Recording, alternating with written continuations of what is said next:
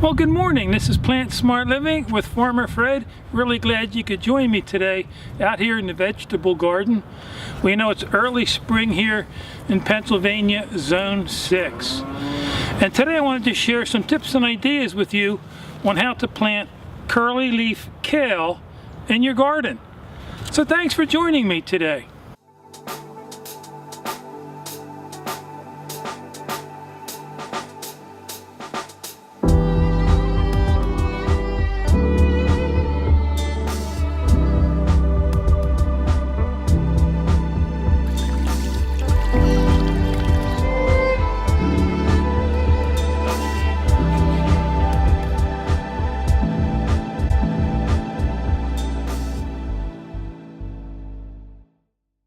So I ended up buying these from Ray's Nursery. You've probably heard me say this before.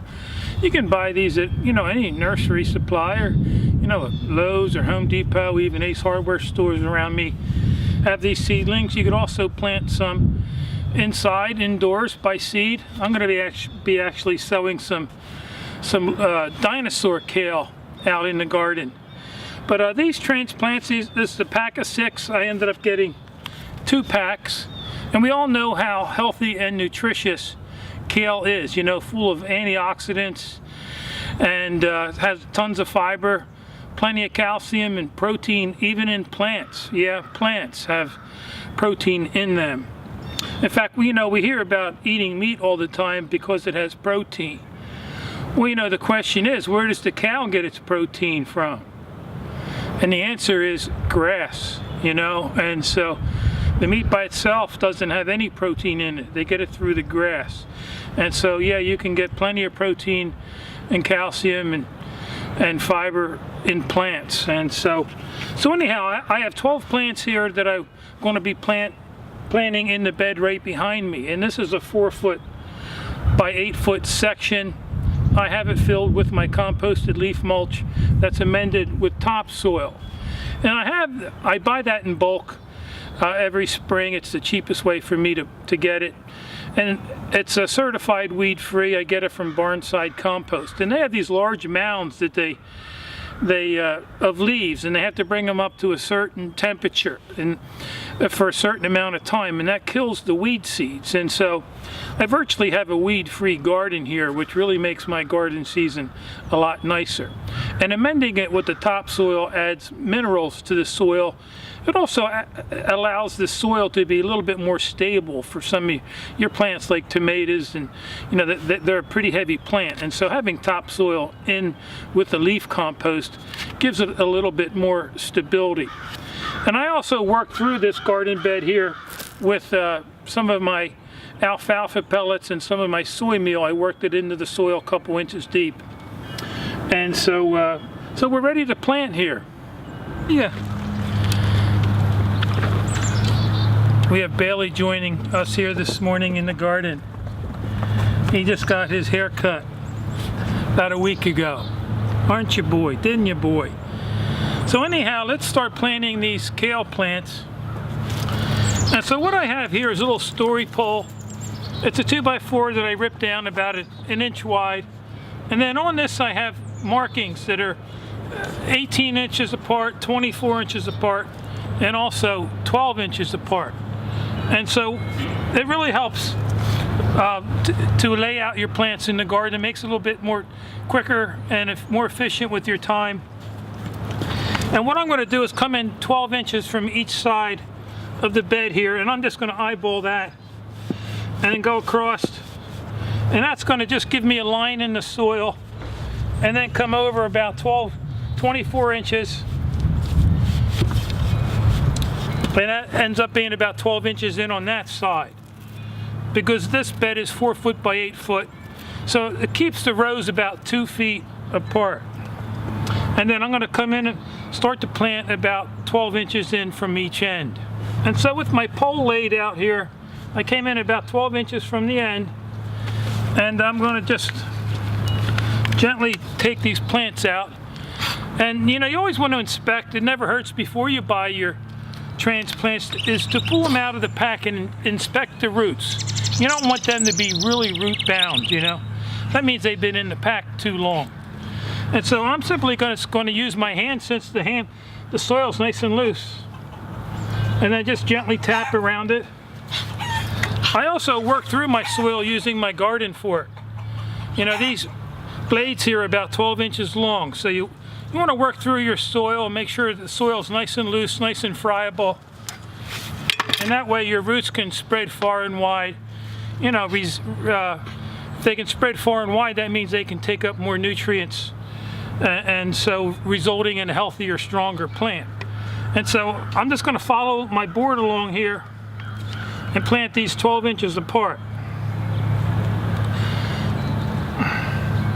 You know, this is similar to square foot gardening, but I don't have the grids, you know, or the strings. You know, to me, to work between grids and strings would be just, you know, they would get in the way. But basically, I'm going to be planting these 12 inches apart.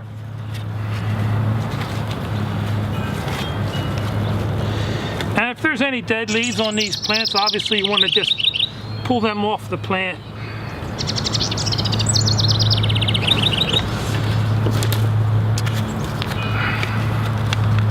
Also, if these plants are hard to pull out of the container, I just get my fingers and rip the side out, because you don't want to break off the stalk.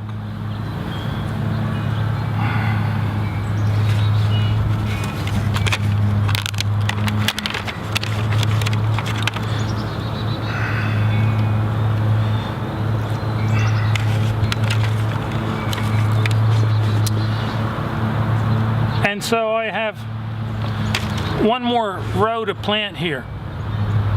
And so you can see the nice line that this pole left in the soil for me to follow. And I'm just going to finish out planting. I'm just going to eyeball straight across here for these plants.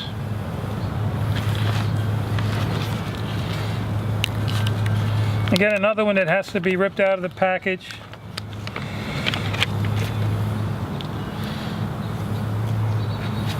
And also, it wouldn't hurt to water these with add a little bit of water-soluble fertilizer. Because this time of year, the soil's too cold, and so the soil microbes are not working. And so it's good maybe every 10 days to give these a light watering of fertilizer. And of course, you do want to keep these watered. Make sure the soil doesn't dry out.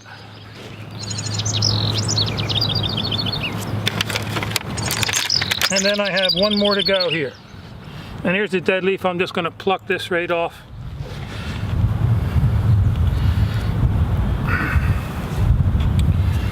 And so these little babies here are in the soil. You just want to make sure you nurture and care for them. And so you want to water these in real good. Make sure they settle. You know, it settles the soil around the root system. Gets rid of any of the air pockets.